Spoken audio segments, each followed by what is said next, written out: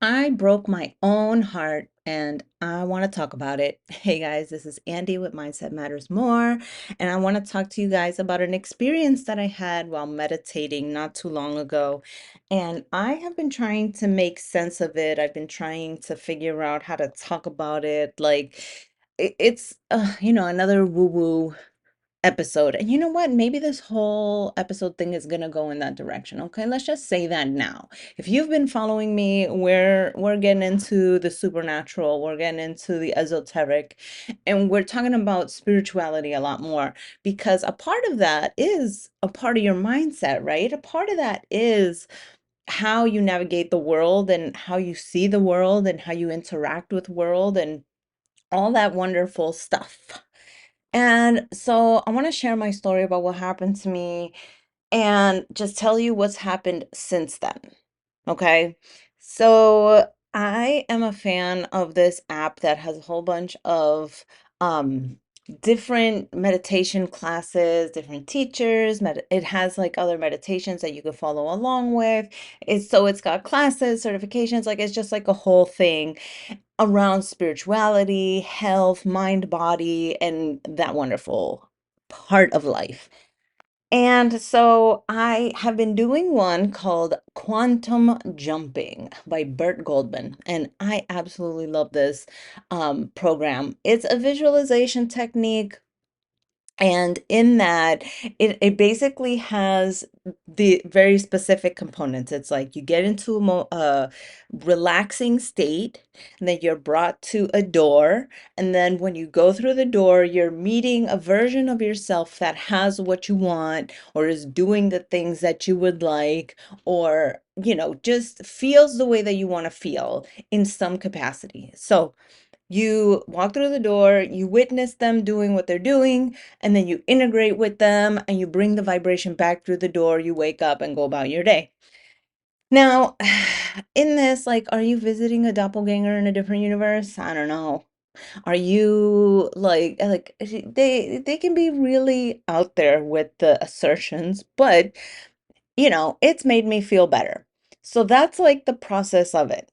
Now, I came to the end of the program and I was like, oh, what else am I going to meditate? And as you know, I've done the coaching program and I just finished that recently, but in there are some meditations that the teacher had given to us. And there was one called The Perfect Day. Or was it the heart meditation? I don't know. I'm gonna have to double check on that. But it was one of those two.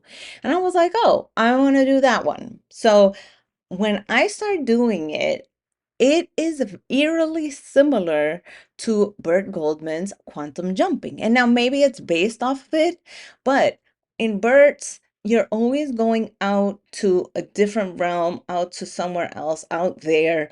And that was how I viewed it.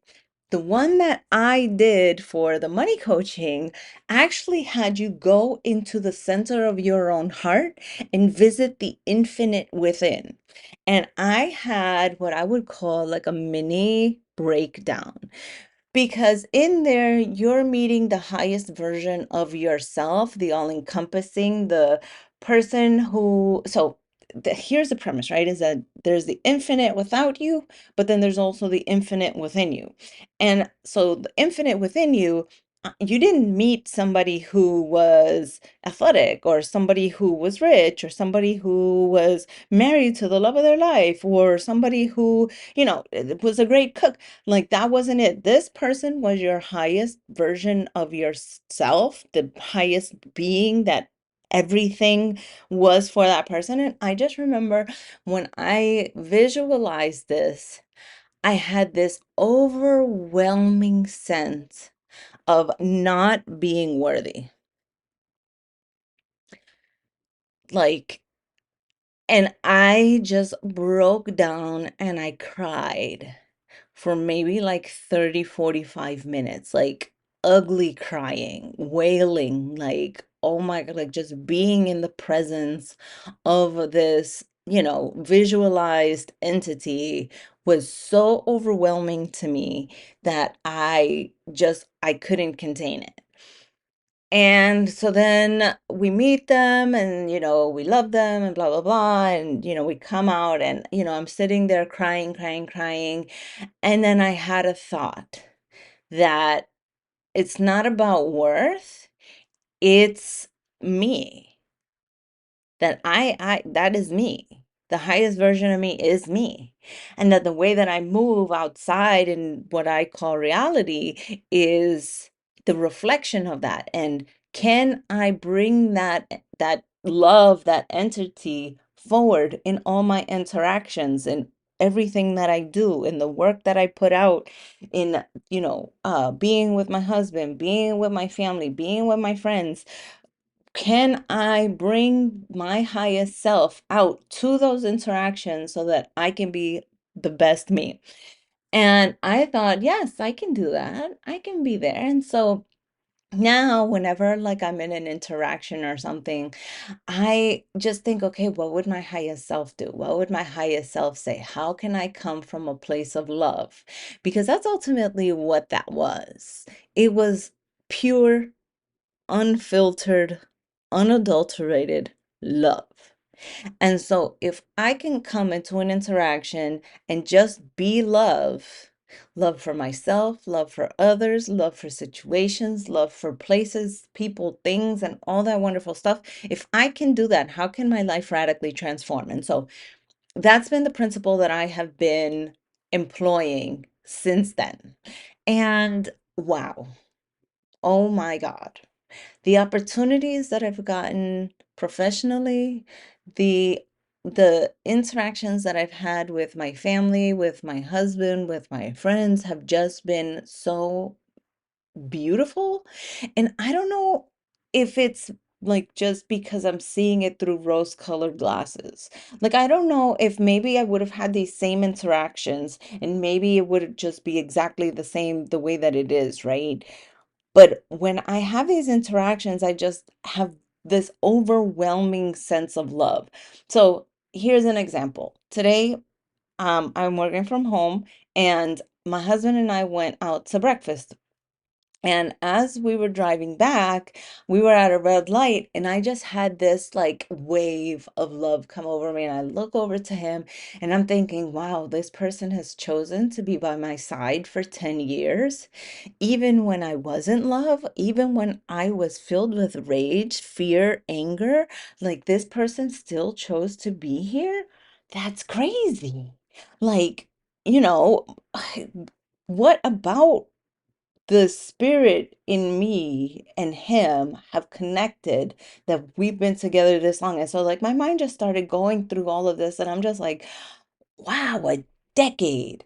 Like I'm just like absolutely floored.